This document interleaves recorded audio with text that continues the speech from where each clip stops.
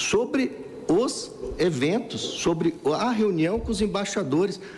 Em julgamento conjunto, o tribunal, inclusive, aplicou a multa de R$20 mil a Jair Messias Bolsonaro. Mas há mais. Perceba-se que o PT, que se preocupou em impugnar com muito método, com muita verticalidade, diga-se de passagem, em elogiar a passagem, cada centímetro da caminhada eleitoral da campanha bolsonarista, o que ele falou aí até agora é que ele teve uma multa aplicada por conta desta reunião.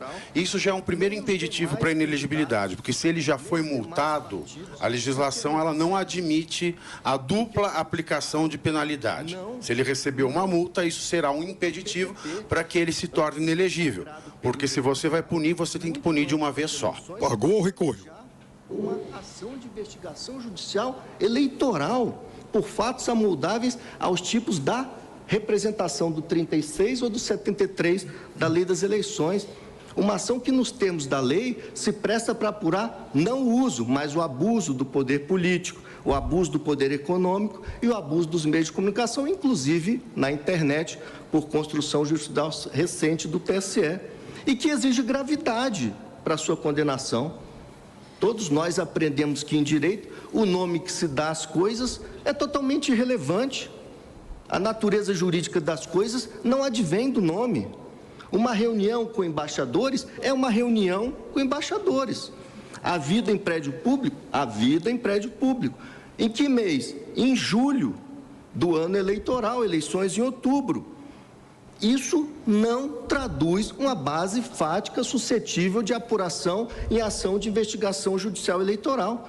Se o presidente queimou a largada em matéria de propaganda, que se lhe aplique a multa do 36. Se o presidente fez uso indevido de um prédio público, que se lhe aplique a multa do artigo 73 da Lei das Eleições. Mas o PDT, numa espécie de esquenta eleitoral, como naquelas o advogado ele rememora que essa reunião ela aconteceu antes do período oficial. Então é como se esse fato se enquadrasse como um ato de campanha, ele deve ser punido como pré-campanha, com a multa, e não com a inelegibilidade, que é o uso do poder público, é o uso das instalações, das prerrogativas que o candidato à reeleição tem, estando no cargo, para favorecer a sua própria candidatura ou o seu partido. Então é isso que ele deixa claro. Se a reunião com embaixadores ela tem que ser punida como pré-campanha. E como pré-campanha a penalidade é a multa e não a inelegibilidade. Só que junta tudo, né? Porque a pré-campanha com o uso do prédio público, com o uso da estrutura da EBC para divulgação. Então, isso foi em julho. Sim. Então, uma ação eivada de falsidade ideológica. Mas é uma pré-campanha com abuso do poder. Uma ação totalmente fadada ao insucesso.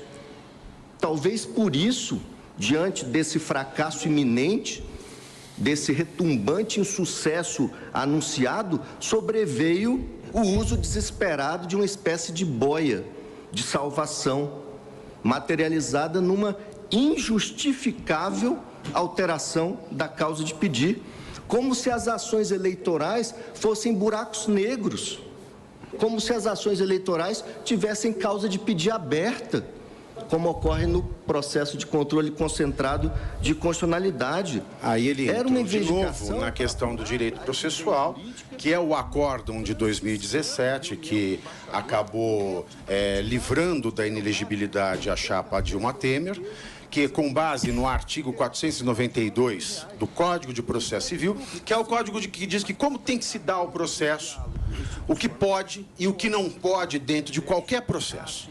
Você pode mudar o pedido se a citação já foi feita? Não. Você pode mudar a causa de pedir se a citação já foi feita, se a defesa já foi realizada? Não.